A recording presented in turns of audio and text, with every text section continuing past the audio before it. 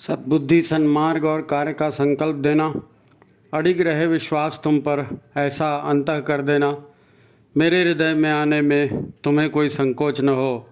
हे गुरुदेव, मुझे नज़रों से दूर कभी न होने देना। हे गुरुदेव, मुझे नज़रों से दूर कभी न होने देना। नमस्कार, गायत्री चिंतन धारा आपका स्वागत करती है। आइए गायत्री चिंतन धारा में स्नान करते हैं। मित्रों, हम सभी को किसी सुप्रीम पावर की, किसी दैवी शक्ति की, गुरु की कृपा की आवश्यकता पग पग पर अनुभव हो रही है। सबके पास बड़े बड़े लक्ष्य हैं, टारगेट हैं। कोई स्वस्थ होना चाहता है, कोई व्यापार बढ़ाना चाहता है, कोई सफल होना चाहता है, कोई अपने संकटों से मुक्ति चाहता है। सबको गुरु के आशीर्वाद की ज़रूरत है। तो ये गुरु का आशीर्वाद क्या है और ये गुरु का आशीर्वाद हमें कैसे मिलेगा, कैसे मिल सकता है, और इस गुरु के आशीर्वाद से हम क्या क्या कर सकते हैं, आज इस विषय पर हम चिंतन करेंगे। दरअसल हमें हमेशा सजग रहना चाहिए, अपना जीवन सजग रहकर जीना चाहिए। क्यों? क्योंकि जीवन छोटा सा है, हमारे पास समय कम है, हमारे पास साधन भी कम है। तो हम फालतू की बातों में समय क्यों गंवाएं, दिखावेबाजी में समय क्यों गंवाएं? समय ही तो जीवन है ना। आलस्य प्रमाद में तो जीवन व्यर्थ जाता ही है, पर और भी कारण हैं, और भी काम ऐसे हैं जिन्हें हम अच्छा सोचकर उनके लिए ढेर सारा प्लानिंग करते हैं, ढेर सारा समय उसमें लगाते हैं, धन लगाते हैं, जुगाड़ लगाते हैं। कितना समय और कितना धन उन सब कामों में लगाते रहते हैं और बाद में वो फालतू चला जाता है। हम लोगों पर इम्प्रेशन जमाने में, लोगों को पटाने के लिए क्या क्या नहीं करते ताकि हमारा काम हो जाए। इन सब में कुल मिलाकर हमारा जीवन ही नष्ट होते रहता है और कुछ मिलता नहीं है। नहीं मिलता। कोई आप पर क्यों मेहरबान हो जाएगा? आपकी सूरत, आपका मेकअप, आपके कपड़े, आपके जेवर देखकर आपको हेल्प कर देगा। एक आध बार हो सकता है कोई धोखे से कर दे, लेकिन ऐसा होता नहीं है। न ही जीवन में उपलब्धियां ऐसे ही मिलती हैं। तो फिर जीवन को सफल बनाने के लिए, जीवन की उपलब्धियों भरा बनाने के लिए, है ना, आज के ज़माने में हमें क्या करना चाहिए, आज हम इसी पर चर्चा करेंगे। तो हमारे काम भी हों, गुरु का आशीर्वाद भी हमको मिले। अभी तक क्या होता है, गुरुदेव ने स्वयं अपने गुरु का आशीर्वाद कैसे प्राप्त किया, ये सारे विषय इस पर आएंगे। तो ध्यान से आप देखिए, सुनिए। मित्रों, जीवन का एक हितोपदेश हमने बचपन में पढ़ा था, आपने भी शायद पढ़ा होगा। वह है, लघुता से प्रभुता मिले और प्रभुता से प्रभु दूरी। लघुता से प्रभुता मिले और प्रभुता से प्रभु दूरी, शक्कर लय चींटी चली, हाथी के सिर धूरी। आप अपने आप को बड़ा दिखाने के लिए जागरूक रहते हैं, अपने आप को बड़ा दिखाने का प्रयत्न करते रहेंगे, दुनिया भर का ताम झाम करते रहेंगे, हर तरह का जुगाड़ करते रहेंगे, अपना समय, अपना दिमाग, अपना धन उसमें लगाते रहेंगे। तो इससे आप किसी को धोखा दे सकते हो, पर जीवन में सफल नहीं हो सकते। एक चींटी कितनी छोटी सी होती है, उसे क्या मालूम मीठा कहाँ रखा है, उसका सामर्थ्य कितना कम है। उसको कोई व्हाट्सएप में मैसेज थोड़ी करता है कि यहाँ मीठा रखा है, चलो आ जाओ। और इसकी वो शिकायत भी नहीं करती कि मैं तो इतनी सी हूँ, किचन इतना बड़ा है, भला मैं वहाँ इतने बड़े इंसानों के बीच कैसे जी सकूँगी। वो तरह तरह के कोई कपड़े नहीं पहनती, कोई श्रृंगार नहीं करती, किसी को पटाने की या शेखी भगाने की बात नहीं करती। भगवान ने उसको एक शक्ति दी है, सूंघने की शक्ति, है ना। ईश्वर ने उसको सूंघने की शक्ति दी है और उसने अपना समाज बनाया, संगठन बनाया।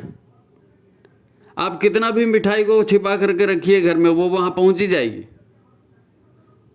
ये सामर्थ्य है, छोटा सा उसके पास एक गुण है, उस गुण का उसने उपयोग किया, संगठन का उपयोग किया और वो अपने लाइफ में सफल हो रही है, हम देख रहे हैं। हम परेशान हो जाते हैं चींटियों से।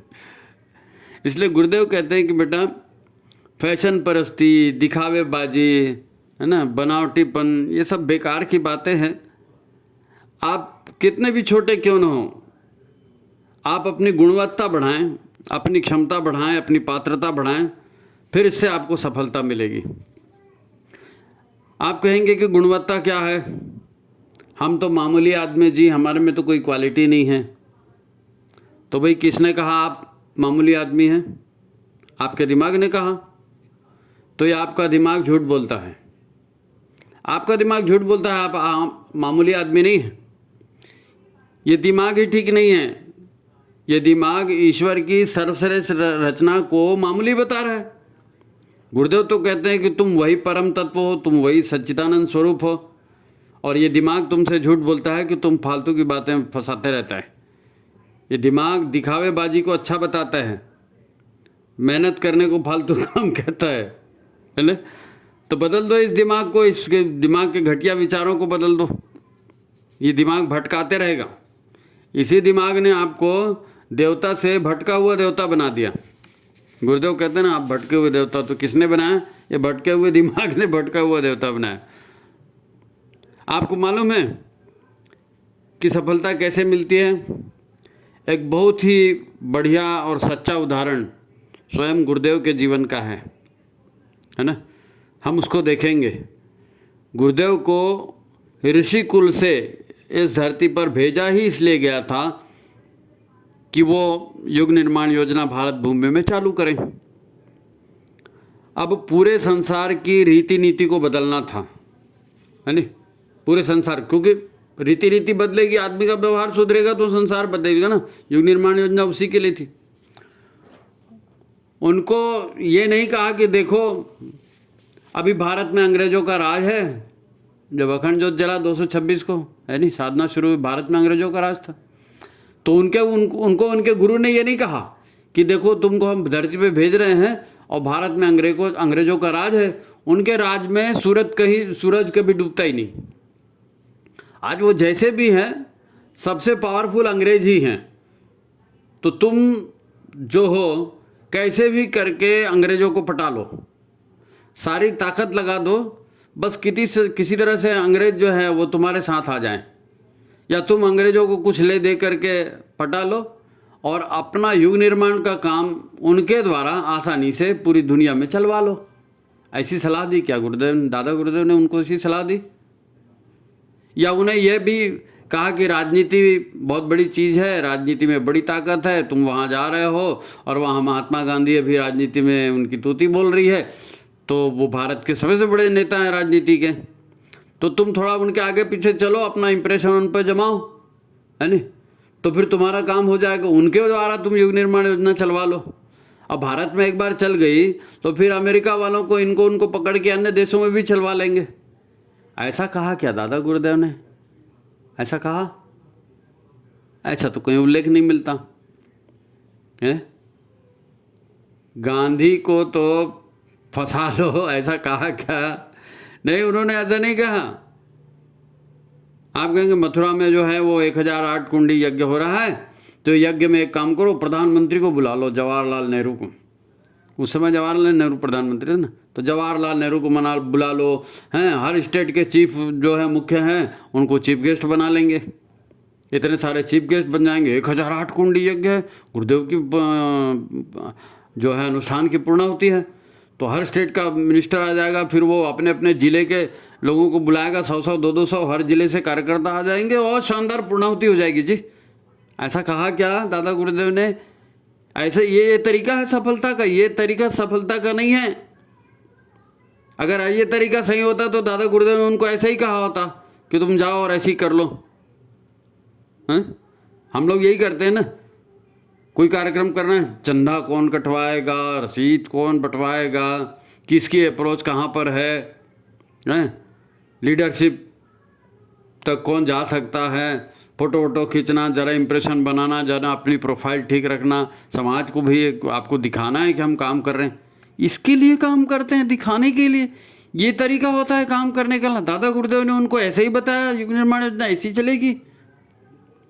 अगर इन्हीं सब से काम बनता तो दादा गुरुदेव ने ये शिक्षा दी होती गुरुदेव को। जब ये फार्मूला चलता ही नहीं तो हम इस फार्मूले पर क्यों चलते हैं? अगर ये फार्मूला चलता तो दादा गुरुदेव उनको बताते ना गुरुदेव कि तुम ये करो। तो गुरुदेव ने भी ये फार्मूला नहीं अपनाया, गुरुदेव ने हमको भी नहीं बताया कि आप इस फार्मूले पर चलो, और हम इसमें चलते रहते हैं, हम इसी में चलते हैं। कहाँ से पैसा आएगा, कैसे नाम होगा, वो बढ़िया कार्यक्रम, वो बढ़िया फोटो से थोड़ी युग निर्माण होता है जी। ऐसे में कोई गुरु की कृपा मिलती है। तो हम क्यों ऐसे लफड़े में उलझें, क्यों दुनिया भर के टेंशन पालें? और पैसा और टाइम उसमें लगाते रहें। गुरुदेव ने तो इतनी बड़ी प्लानिंग चलाई है ना, इस पर उन्होंने ढंग से विचार भी नहीं किया। ये टॉपिक उनके दिमाग में ही नहीं आया, क्योंकि ये अनर्गल है।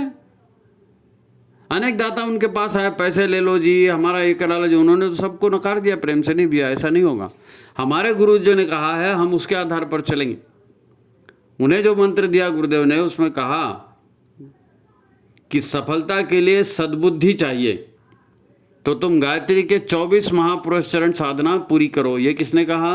दादा गुरुदेव ने गुरुदेव से कहा कि बेटा युग निर्माण योजना चलानी है, छोटा मोटा काम नहीं है, और काम ऐसे होता नहीं है। आदि शक्ति ही कर सकती है दुनिया को बदलने का काम, यह नेतागिरी से होने वाला नहीं है। तो तुम गायत्री का 24 महापुरुष चरण पूरे करो, और दूसरा काम करो कि अपनी पात्रता बढ़ाओ। अच्छा, तो पात्रता कैसे बढ़ेगी? तो दादा गुरुदेव ने भी यही कहा कि तुम ऑलरेडी साधक हो, तुम ऑलरेडी देवता हो, तुम में ऑलरेडी पात्रता है, तभी तो तुम्हें युग निर्माण योजना के लिए चुना गया है। युग निर्माण योजना की भागदौड़ तुमको दी है। तुम तो बस ये काम करो कि एक तो संयम पूर्ण अनुशासित जीवन जियो, तुम अपने लक्ष्य को ताकि हासिल कर सको, तुम्हारी ऊर्जा इधर उधर ना भटके। ठीक है? तुम्हें अपने शरीर और अपने मन पर पड़ने वाले बाहरी ऊर्जा संसार के जो संस्कार हैं वो उनको टिकने नहीं देना है। बाहर के संस्कार तुम्हारे ऊपर नहीं टिकने चाहिए, है नहीं? और तुम्हारी ऊर्जा वैसे ही होनी चाहिए जैसे तुम उपासना के समय ऊर्जावान हो जाते हो, ऐसे ही हमेशा ऊर्जावान बने रहो। उसके लिए क्या करना पड़ेगा? तो उसके लिए आहार से भी बहुत कुछ जो हम ग्रहण करते हैं, निगेटिव ऊर्जाएं आती हैं, राजसी ऊर्जाएं आती हैं, तो इस आहार को तुमको शुद्ध करना पड़ेगा। आहार से जो राजसी तामसी ऊर्जाएं आती है वो सारा खेल बिगाड़ देंगे। तो तुम एक काम करो कि काली गाय को रोज जौ खिलाओ, और वो गाय के गोबर से जो जौ निकलेगी, जो दाने बाहर निकलेंगे, फिर उनको साफ करो, धो के सुखा लो, और उसकी 2 रोटी खाना छाछ के साथ। 24 साल तक तुमको ये संयम करना पड़ेगा। 24 साल तक गोबर से निकले हुए जौ की 2 रोटियां और छाछ, इसको खा करके तुमको 24 साल तक 24 महापुरुष चरण पूरे करने। फिर देखना तुम्हारे भीतर कितनी ऊर्जा आएगी, कितना तप आएगा, और फिर कैसे तुम्हारे काम पूरे होते हैं। गायत्री का प्राण रहेगा, तप ऊर्जा रहेगी, और कोई विकार की गुंजाइश ही नहीं रहेगी। तुम्हारे भीतर से फिर महाकाल स्वयं काम करेंगे। तुम्हारे भीतर से फिर महाकाल स्वयं काम करेंगे। उनकी सारी ऊर्जा तुम्हारी ऊर्जा होगी। इसी से वो सब हो सकेगा जो नए युग के अवतरण के लिए होना चाहिए। अब ये गुरुदेव के उदाहरण हमने सामने रखा, ये तरीका रखा है। यदि दुनिया को बदलना है तो पहले अपनी पात्रता बढ़ाओ। गुरुदेव तो हमेशा पात्रता बढ़ाने की बात करते हैं। महाकाल तुम्हारे भी माध्यम से काम करेंगे। महाकाल तुम्हारे भी माध्यम से काम करेंगे। हनुमान ने अपने अंतःकरण में राम जी को बिठाया, बस राम जी उनका काम करते गए, जय श्री राम बोलते गए, काम होता गया। अर्जुन ने महाभारत जीता, जैसे जैसे श्री कृष्ण ने कहा करिष्ये वचनम तव, वो वैसा करते गए, महाभारत जीत गए। इतने बड़े बड़े रथी महारथी सामने थे, फिर भी जीत गए। पांडवों की छोटी सेना थी, फिर भी जीत गए। जैसे गुरु ने कहा वैसे किया।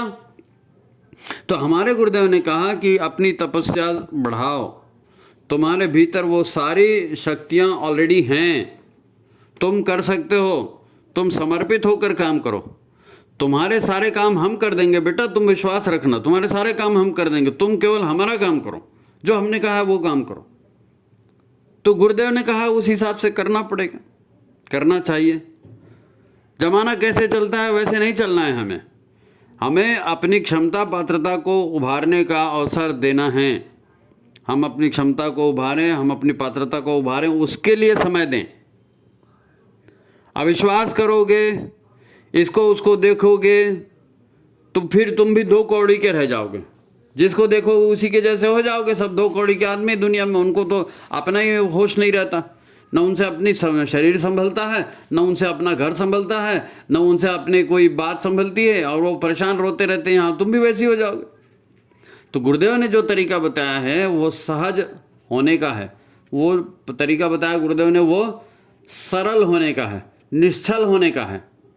अपने मन को, अपने अंतरंग को पवित्र बनाने का तरीका है। माता जी का गीत याद है? शांतिकुंज में अखंड ज्योत में दर्शन के लिए जाते हैं, माता जी का गीत बजता है कभी कभी। कोठरी मन की सदा रख साफ बंदे, कौन जाने कब स्वयं प्रभु आन बैठे। माता जी ने कहा है, कबीरदास जी भी यही कहते हैं, षड्यंत्रों और फालतू की उठापटक से दूर रहो, अपने मन को निर्मल बनाओ, अपने मन से कलुषित विचार निकाल दो, कलुषित कर्म के संस्कार निकाल दो। कबीरा मन निर्मल भया, ऐसे जैसे नीर, पीछे पीछे हरि फिरे, कहत कबीर कबीर। हम निर्मल करने की बात तो नहीं करते, हम तो एक दूसरे की टांग ही खींचते रहते हैं। ये समाज में दिख रहा है, हर संगठन में दिख रहा है, लोग ऐसे ही काम करते हैं, इसीलिए विवाद होते हैं। तो जब आप अच्छा काम कर रहे हैं तो जैसा गुरुदेव ने कहा है वैसे काम करिए। अगर षड्यंत्र करेंगे तो उसमें अनावश्यक रूप से ऊर्जा लगेगी, अनावश्यक रूप से झूठ बोलना पड़ेगा, अनावश्यक रूप से आपके समय की बर्बादी होगी, और अंत में होंगे लड़ाई झगड़े। तो बेटर यह है, जैसा गुरु ने कहा है, अपने आप को बेहतर बनाओ, अपनी पात्रता का विकास करो। तो अपने भीतर चलने वाली, लोगों को फंसा कर काम निकाल लेने वाली कुटिल चालों को हटा दो। इन कुटिल चालों को हटा दो, तो ईश्वर तो ऑलरेडी खड़े हैं तुम्हें सहयोग करने के लिए। सीधे सच्चे बन जाओ, बिल्कुल बच्चों की तरह, बच्चों की तरह सीधे सच्चे बन जाओ। वो कहते हैं ना, सादा जीवन उच्च विचार। अरे भाई, हमको पवित्रीकरण भी में भी यही सिखाया जाता है ना, आत्मन कराया जाता है 3-3 बार। क्यों? हमारे भीतर गायत्री महाशक्ति का अवतरण हो जाए, तो भीतर साफ होगा तब तो अवतरण होगा, भीतर शुचिता होगी तब तो अवतरण होगा। भीतर में षड्यंत्र भरेंगे, हमने उसको नीचा दिखाना है, हमको तो ये प्रदर्शन करना है, हमारा तो फोटो छपना चाहिए, तो गायत्री थोड़ी उतरेगी। वो महाशक्ति जो सारे ग्रह नक्षत्रों को और ब्रह्मांड को बना रही है, चला रही है, वो अवतरित हो जाएगी हृदय में, वो अवतरित हो जाएगी। और ये मैं नहीं कह रहा हूँ, ये तो गुरुदेव कह रहे हैं। गुरुदेव ने हमको ऐसे ही प्रार्थना भी सिखाई है, भैया बेटा सविता देवता से प्रार्थना करना, ओम विश्वानि देव सवितर दुरितानि परासुव यद भद्रम तन्नासुव। है नी, हे विश्व के स्वामी, हे महाप्राण, हमें अच्छाइयों से जोड़िए और बुराइयों से हटाए। ये प्रार्थना करना है, तब तो देवताओं की शक्ति मिलेगी, तब तो हमारी आत्मशक्ति जागृत होगी। हम देवता है ना, हमारी शक्ति उसी से जागृत होगी। बार बार हम कहते हैं हर कार्यक्रम में, ओम भद्रम कर्णेभिः शृणुयाम देवा, भद्रम पश्येमाक्षभिर्यजत्राः, स्थिरैरङ्गैः तुष्टुवाग्वं स्वस्तनूभिर्व्यसेमहि देवहितं यदायुः। सब अच्छा ही देखें, अच्छा ही सोचें, अच्छा ही करें और अच्छे ही परिणाम को प्राप्त करें। अच्छा करेंगे तो अच्छा रिजल्ट मिलेगा ना, षड्यंत्र करेंगे तो बदनामी मिलेगी, निराशा मिलेगी, टेंशन मिलेगा। तो ये सूत्र दिए हैं गुरुदेव ने, ये मंत्र दिए हैं गुरुदेव ने कि भाई आप इनको करिए, इनके संस्कारों को धारण कीजिए और इस आधार पर काम करिए, तो आपकी पात्रता बढ़ेगी।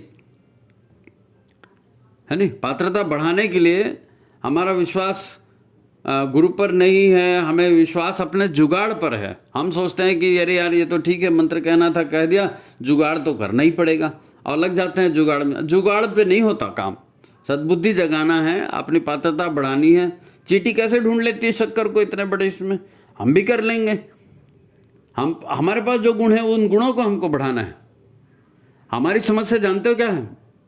हमारी समस्या क्या है? हम गुरु का नाम लेते हैं, दीक्षा भी ले लेते हैं, लेकिन हम जीते हैं भौतिक दुनिया में। हम भौतिक दुनिया में जीते हैं, भौतिक दुनिया के चाल चलन लगातार 24 घंटे हमारे ऊपर हावी रहते हैं। हमारा विश्वास है धन पर, हमारा विश्वास है संपत्ति पर, अच्छा धन हो जाए, अच्छी संपत्ति हो जाए। हमारा विश्वास है रूप सौंदर्य पर, हमको अच्छा दिखना चाहिए, मिशन का काम भी करेंगे तो 2 मिनट पहले आईने के सामने खड़े होंगे, कपड़े ठीक करेंगे, उसके बाद जाएंगे। हमारा विश्वास है एनर्जी ड्रिंक लेने में, नहीं साहब अभी चाय होनी चाहिए, साहब हमको कॉफ़ी होनी चाहिए, हैं? हम सोचते हैं चिकन मटन खाएंगे तो ताकत आएगी, खूब मोटिवेशनल क्लासेस अटेंड करेंगे, है नहीं, आइडियाज़ आएंगे बड़े बड़े लोगों से, फिर हम रिलेशन रखेंगे तो हमारे काम आसान हो जाएंगे। ये हम दुनिया में रहते हैं और ये दुनिया के चाल चलन के आधार पर ही हम काम करते हैं। हमको दुनिया के चाल चलन पर काम नहीं करना है नहीं भाई। गुरुदेव तो साक्षात गायत्री रूप हैं, है ना, गायत्री रूप धारण करके वो स्वयं सर्वशक्तिमान बन गए। उन्हें तो इसमें कोई जुगाड़ को यूज़ किया क्या गुरुदेव ने? कोई जुगाड़ अपनाया? गुरुदेव ने कोई जुगाड़ नहीं अपनाया। उनको कहा कि तुमको ऐसा करना है, उन्होंने वैसा किया, वो भीतर से बढ़िया हो गए, उनकी क्वालिटी अच्छी हो गई, फिर उनका वो जहाँ भी हाथ लगाते थे सारे काम उनके होते थे, है ना। ये छोटी छोटी ताकतें हैं, ईश्वरीय ताकतें हैं, आध्यात्मिक ताकतें हैं, जो भी आप इनको बोलो, इन्हीं ताकतों से काम होता है। ये बड़े बड़ी चीज़ों का निर्माण भी छोटी छोटी चीज़ों से ही होता है। इसका अच्छा उदाहरण विश्वामित्र ऋषि ने दिया था। आपको मालूम है ना, विश्वामित्र ऋषि पहले राजा थे, है नहीं। उनको अपनी शक्ति पर, अपनी चतुरंगणी सेना पर बड़ा घमंड था। आप जानते ना वो कहानी, किस प्रकार वो वशिष्ठ जी के आश्रम में गए और फिर कामधेनु ने उनका, कामधेनु से सारा भोजन निकला और सारी चीज़ें निकली और फिर वो कामधेनु को ले जाना चाहते थे। वशिष्ठ ने बार बार मना किया, आखिर युद्ध किया वशिष्ठ से, और युद्ध में कामधेनु ने जो सेना प्रकट की उससे जो है वो विश्वामित्र हार गए। विश्वामित्र की चतुरंगणी सेना कहाँ गई कुछ पता ही नहीं चला। तब वो क्या बोले, बोले ये शक्ति कहाँ से है? उन्होंने कहा कामधेनु से आई। तो कामधेनु कहाँ से है? तो बोले गायत्री से आई। तब उन्होंने कहा क्षत्रिय बलम धिक धिक क्षत्रिय बलम, है नहीं, क्षत्रिय बलम को धिक्कार है। जो असली बल है वो क्या है? ब्रह्म बल है। धिक बलम क्षत्रिय बलम, ब्रह्म बलम बलम बलम। तो गायत्री की शक्ति क्या है? ब्रह्म बल क्या है? तो उन शक्तियों पर विश्वास करो ना भाई। जुगाड़ पर विश्वास करते हो, पैसे पर विश्वास करते हो, लोगों को पटाने पर विश्वास करते हो, फोटो खिंचवाने पर विश्वास करते हो, उस पर विश्वास मत करो।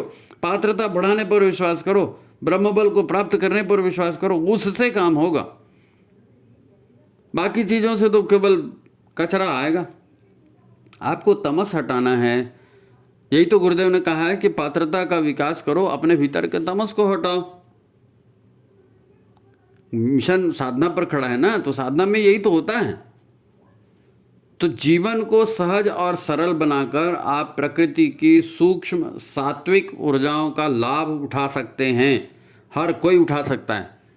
वो अभी क्यों नहीं हो पाती? अभी इसलिए नहीं होती कि सारा कषाय कलमश, सारा कार्बन, सारा निगेटिव शरीर में भरा हुआ है। तो भगवान तो ऊर्जा अभी भी देते हैं, लेकिन वो ऊर्जा वहाँ टिकती ही नहीं, रिसीव ही नहीं कर पाते हम ऊर्जा, है नहीं। लेकिन इन छोटी छोटी ऊर्जाओं से ही सारा परिवर्तन होता है। हमारे ऋषियों ने जो पूरी संस्कार परंपरा बनाई है, हमारी जो जीवन पद्धति बनाई है, वो सारी जीवन पद्धति इन छोटी छोटी ऊर्जाओं से माध्यम से होती है।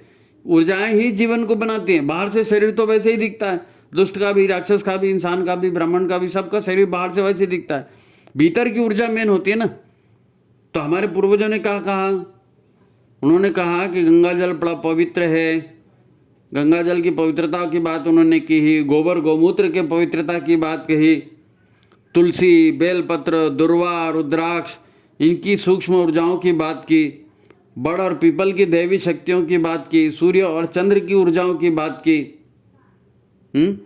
हम ताली बजाते हैं, हम शंख बजाते हैं, धूप दीप जलाकर मंत्रोच्चार करते हैं, हम हवन करते हैं, स्तोत्र पाठ करते हैं, चालीसा पाठ करते हैं, दोनों नवरात्रियों में साधना करते हैं, पर्व, तीज, त्यौहार सब मनाते हैं, उपवास रखते हैं, चतुर्थी का, पूर्णिमा का, अमावस्या का, एकादशी का व्रत रखते हैं ना, इनका स्वाध्याय करते हैं, सत्संग करते हैं। तो इनसे क्या होता है? इनसे कोई प्रत्यक्ष फर्क नहीं दिखता, लेकिन इनसे अंतःकरण बदलता है। अंतःकरण के संस्कार बदलते हैं। भीतर की पाश्विक राक्षसी शक्तियों का विनाश होता है और भीतर में सद शक्तियों का प्रभाव जगता है। उसी के आधार पर मनुष्य का संस्कार बनता है, उसी के आधार पर मनुष्य चलता है। तो अपनी पात्रता बढ़ाना इन छोटी छोटी शक्तियों को माध्यम से बनाना। और फिर जहाँ इन पवित्रता का आप वातावरण बनाएंगे वहाँ पवित्र आत्माओं का भी वास होगा। अपवित्र वातावरण रहेगा, गाली गलौज होगी, नशाखोरी होते रहेगी, झूठ चलते रहेगा, फरेब चलते रहेगा, उल्टे सीधे नाच गाने होते रहेंगे, तो दुष्टता के माहौल में दुष्ट शक्तियों का आगमन होगा, तो दुष्ट संस्कार बनेंगे, फिर आप जुगाड़ ही लगाते रह जाओगे जिंदगी भर, है नहीं। तो ईश्वरीय शक्तियाँ ही काम करती हैं, असुरों का विनाश होता है, परित्राणाय साधुनां विनाशाय च दुष्कृताम्, है ना। तो अपने भीतर में सत शक्तियों को जगाना है, वही साधना है, उसी को कहते हैं पात्रता का विकास। तो गुरुदेव का अनुदान तभी मिलेगा जब आप पात्रता का विकास करेंगे। नहीं साहब हम ये कर रहे हैं, मकान बनवाना, गुरुजी आशीर्वाद दो, लड़की की शादी करनी, गुरुजी आशीर्वाद दो, यज्ञ करा रहे हैं, गुरुजी आशीर्वाद दो। अरे भाई गुरुजी के हिसाब से काम करो ना, सब काम होगा। उन्होंने कह के दे रखा है कि हम आपका सब काम करेंगे बेटा, आप खाली हमारा काम ठीक से कर दो, है नहीं।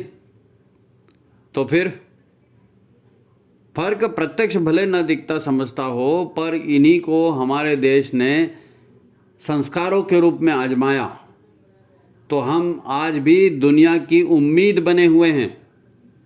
भारत ही हमें बचाएगा, दुनिया ये उम्मीद करती है कि भारत की परिवार व्यवस्था, भारत की संस्कार व्यवस्था, इससे विश्व शांति आएगी, इससे विश्व बचेगा, योग से विश्व बचेगा, आयुर्वेद से विश्व बचेगा। विश्व मानवता को भारतीय संस्कृति बचाएगी। तो क्यों नहीं करते? करना चाहिए ऐसा। जो ऐसा नहीं करते, ऐसे लोग संसार में कम है क्या? देख लो उनकी दुर्दशा। न शरीर के रोग ठीक होते हैं, न शरीर के 4 लोगों का 3 लोग घर में रहते हैं, उसमें भी तालमेल नहीं हो पाता, हमेशा कोई न कोई बीमार रहता है, हमेशा कोई न कोई टेंशन में रहता है। तो ये सब जुगाड़ करने वाले लोग हैं, जुगाड़। अरे भाई आप आत्म सुधार, संसार की सबसे बड़ी सेवा है, आत्म सुधार करो ना। गुरु का आशीर्वाद है तुम्हारे साथ, क्यों नहीं रहेगा? उल्टे सीधे काम करोगे तो गुरु का आशीर्वाद थोड़ी मिलेगा। अब एक दूसरे एंगल से देखते हैं। देखो ये भावनात्मक और वो वाली बात नहीं, आप वैज्ञानिक पक्ष से भी सोच कर देखो। आज का विज्ञान क्या सोचता है, आज का विज्ञान क्या करता है? यूनिवर्स पर रिसर्च करता है, मल्टीवर्स पर रिसर्च करता है, डार्क एनर्जी क्या है, डार्क मैटर क्या है, इसके ऊपर शोध करता है। तो इसके परिणाम क्या निकले? वैज्ञानिकों ने इसका निष्कर्ष क्या निकाला? कि दुनिया में जो कुछ भी है, वैज्ञानिक कह रहे हैं कि दुनिया में जो कुछ भी है वो वास्तव में कुछ नहीं है, वो केवल एनर्जी के वाइब्रेशन है। दुनिया में जो कुछ भी है वो क्या है? वो पदार्थ जितने भी बने वो सब कुछ नहीं, एनर्जी के वाइब्रेशंस हैं। ये केवल पॉजिटिव और निगेटिव एनर्जी के वाइब्रेशंस हैं, है ना। और इन एनर्जी वाइब्रेशन से ही परमाणु का आधार बनता है, परमाणु इसी से बने, और परमाणु से सारा संसार बना है। सारे दिखने वाले इस संसार का आधार क्या है? ये वाइब्रेट करने वाली ऊर्जाएं, न दिखने वाली ऊर्जाएं। तो सब कुछ इसी परमाणु से बना और पूरा संसार बना। तो हम उन ऊर्जाओं का महत्व हम भी समझें। प्रश्न ये उठा कि ये एनर्जी और इसके वाइब्रेशन, यानी ये मैं प्रश्न नहीं उठा रहा हूँ, ये विज्ञान में ये प्रश्न उठाया, वैज्ञानिकों ने ये प्रश्न उठाया कि ये एनर्जी कहाँ से आई और इसके वाइब्रेशन कैसे, एनर्जी वाइब्रेट क्यों कर रही है, ये वाइब्रेशन क्यों उत्पन्न हो रहे हैं, इसका स्रोत क्या है। अब विज्ञान इसी में भटक रहा है, वो स्रोत ढूंढ रहा है कि एनर्जी कहाँ से आई और उसके वाइब्रेशन कहाँ से आए। तब कुछ लोग गॉड पार्टिकल को ढूंढ रहे हैं, कुछ लोग इसके लिए यूनिवर्सल कॉन्शसनेस को बता रहे हैं, यूनिवर्सल माइंड को कारण बता रहे हैं, थ्योरी दे रहे हैं, वो तरह तरह की थ्योरी दे रहे हैं। अभी ढूंढ रहे हैं, भटक रहे हैं, ठीक है, भटकने दो, है ना। ईमानदारी से शोध करेंगे तो सत्य तो एक ही है, एक ओंकार सतनाम, वहीं पर सबको पहुंचना पड़ेगा, वो भी वहीं पहुंचेंगे। पर हमारे ऋषियों ने तो सारी शोध पहले से करके रखी है, और गुरुदेव उसी शोध को हमें जीवन में उतारने के लिए कह रहे हैं, वैज्ञानिक आधार पर मार्ग दिखा रहे हैं। अरे भाई आदि शक्ति ही सबका मूल है, यही आदि शक्ति गायत्री और सावित्री के नाम से सक्रिय है। तो दुनिया में ये देवी देवता ग्रह नक्षत्र सब कुछ उसी से बने हैं, उसी के आधार पर चल रहे हैं। हम गाते तो हैं, ग्रह नक्षत्र ब्रह्मांड घनेरे, सब गतिमान तुम्हारे प्रेरे, सकल सृष्टि की प्राण विधाता, पालक पोषक नाशक त्राता, मातेश्वरी दया व्रतधारी, तुम सन तरह पात की भारी। अरे भाई, तुम मातेश्वरी की शक्ति को धारण करोगे तो बड़े से बड़े पादकी पे ही तर जाएंगे। तुम्हारे कितने भी दुष्कर्म होंगे, कितने भी तुम्हारी अड़चने होंगी, वो इन मातृशक्ति को धारण करने से, आदिशक्ति को धारण करने से सब खत्म हो जाएंगे। विज्ञान भी यही तो बोल रहा है ना, ये वाइब्रेशंस और इन वाइब्रेशंस को देने वाली चेतना शक्ति। आप जरा ठंडे दिमाग से सोचें, इतने महान गुरु मिल गए हमको, ये बहुत सौभाग्य की बात है, बहुत सौभाग्य की बात है। इतने महान गुरु, महाकाल जैसे गुरु का मिल जाना। और फिर भी अगर गुरु की नहीं मानी, गुरु बना लिया, दीक्षा ले ली, कपड़े पहन लिए, जाप कर लिया, लेकिन गुरु की बात नहीं मानी, तो फिर इससे ज़्यादा दुर्भाग्यशाली भी कोई नहीं है। क्योंकि इतना महान गुरु मिल गया, फिर भी उसका अनुसरण नहीं किया जी। अनुसरण आप संसार का करते रहे, माया का अनुसरण करते रहे, गुरु का अनुसरण नहीं किया, तो फिर इससे बड़ा दुर्भाग्यशाली कौन होगा? अरे भाई, लोग सफलता के तरीके ढूंढते हैं, लोग शॉर्टकट ढूंढते हैं, अप्रोच ढूंढते हैं। आप मत ढूंढो सफलता के शॉर्टकट, आप अप्रोच को मत ढूंढो। ये वैज्ञानिक जीवन है। विज्ञान भी ये सब करने के लिए नहीं बोलता भाई, विज्ञान भी ये सब करने के लिए नहीं बोलता। क्या बात करते हो? हमारे गुरु ने इस दुनिया को विनाशक, दुखदाई, मायावी और भ्रम फैलाने वाली, तमस फैलाने वाली सारी उल्टे चाल चलन को उलटकर सीधा कर लेने का संकल्प लिया है। ये कम बात है। दुनिया बनाना अलग बात है, दुनिया को मेंटेन करना और सुधारना ये अलग बात है। और इतना बड़ा संकल्प गुरुदेव ने ले लिया। क्यों लिया? क्योंकि इस उल्टी सोच और उल्टे चाल चलन ने मानव जीवन, मानव संस्कृति को नहीं, पूरे पर्यावरण और पूरी धरती को विनाश के कगार पर लाकर खड़ा कर दिया है। और ऐसी माया फैलाई है कि सच का झूठ दिखता है और झूठ सच लगता है। नशाखोरी की बातें हमको अच्छी लगती हैं और अच्छी बातों को हम नहीं करते हैं। यही तो माया है। अब गुरु इसमें रास्ता बता रहे हैं। तो आखिर क्या चाहते हैं हम क्या चाहते हैं? गुरु ने आखिर ऐसी क्या बात कह दी जिन पर हम काम नहीं कर सकते? गुरुदेव ने ऐसी क्या बात कह दी कि हम कर नहीं सकते? क्यों नहीं कर सकते? क्यों नहीं कर सकते? और कर सकते हैं तो फिर कर क्यों नहीं रहे हो? केवल भाषणबाजी से काम होगा क्या? दूसरे को कहना कि तुम कर दो और खुद नहीं करना, तो फिर मतलब क्या निकला? जो नहीं कर रहे हैं उन्हें अपने आप से प्रश्न करना चाहिए कि जिंदगी में कितना समय बचा है। जिंदगी में ऐसा समय बहुत कम हमारे पास है और इसका महत्व बहुत ज़्यादा है। फिर पता नहीं अगले जन्म में मनुष्य तन मिले कि नहीं मिले। आप कहेंगे कि भाई साहब ये सब ठीक है, पर कौन मानता है दुनिया में? अरे हम भी जानते हैं मन नहीं मानता। मन नहीं मानता। क्यों नहीं मानता? हमारा ही मन है, हमारी बात, हमारे गुरु की बात नहीं मानता। वो इसलिए नहीं मानता। अरे भाई, मन इसलिए नहीं मानता क्योंकि मन क्या है? विचारों का संग्रह, भावनाओं का संग्रह। और हमारे अंतःकरण में, हमारे अंतःकरण की गहराइयों में ऐसे उल्टे सीधे विचार, पाशविकता के विचार, गंदे विचार, ये सब भरे पड़े हैं ना। तो इन्हीं को भस्म करने के लिए तो गायत्री है। भर्गो देवस्य धीमहि धियो यो न प्रचोदयात्। विचार क्रांति इन्हीं दुष्ट विचारों को नष्ट करने के लिए है। इन दुष्ट विचारों को नष्ट करना है। इन विचारों, दुष्ट विचारों को नष्ट करने की बात तो गुरुदेव कहते हैं। तो भाई गुरुदेव की बात मानना है ना। हमारा मन इसीलिए नहीं मानता कि जन्म जन्मांतर के जो निगेटिव ऊर्जा वो भरी है, तो उनको खत्म कर दो। मन मानने लगेगा, मन मानने लगेगा तो वही अच्छा लगेगा, है नहीं? अभी मन आपको जानवर बना देता है, राक्षस बना देता है, चुड़ैल बना देता है, फिर लोग आपको उल्टा सीधा कहते हैं, है ना। मन में आता है, वही तो काम करती है ना सारी दुनिया। तो इस मन को ठीक करना है, मन को निर्मल करना है। कबीरा मन निर्मल भया जो कहा ना। हर चीज़ें, हर जो भी जीवन व्यवहार है, उन जीवन व्यवहार से संबंधित सारे मंत्र हैं, उन जीवन व्यवहार से संबंधित सारे संस्कार हैं। उन मंत्रों को पढ़ना है, उन संस्कारों को पढ़ना है, उन रीति रिवाजों को अपनाना है और अपने घर को, अपने परिवार को बेहतर बनाना है, इंसान को बेहतर बनाना है। इसी से तो काम बनेगा। अगर हम ऐसा करने लगे तो गुरुदेव ने कहा बेटा तुम हमारा काम करो, हम तुम्हारा काम जरूर करेंगे। तो हमको गुरु पर विश्वास रखना चाहिए। ये कोई नई बात नहीं है, लेकिन जिन विपरीत परिस्थितियों में हम जी रहे हैं, जिन विपरीत परिस्थितियों में संसार चल रहा है, और जितना कम समय अभी बचा है, तो भाई ये वार्निंग की घंटी है। गायत्री चिंतन धारा में ये प्रवाह बड़ा तेज है ना। आप असुरों का संहार हो रहा है, आप किस लाइन में खड़े हो आप देख लो, ठीक है। तो देखिए, 2-4 बार सुनिए इसको, लाइक करिए, शेयर करिए। ये बहुत महत्वपूर्ण बात है। गुरुदेव का आशीर्वाद हमको चाहिए तो गुरुदेव के हिसाब से चलना पड़ेगा, ठीक है। तो आज की बात यहीं समाप्त करते हैं। आप इस वीडियो को ज़्यादा से ज़्यादा लोगों तक भेजिए। उम्मीद है आपको अच्छा लगा होगा। लाइक करिए, शेयर करिए, है ना। ठीक है, सभी को प्रणाम, नमस्कार।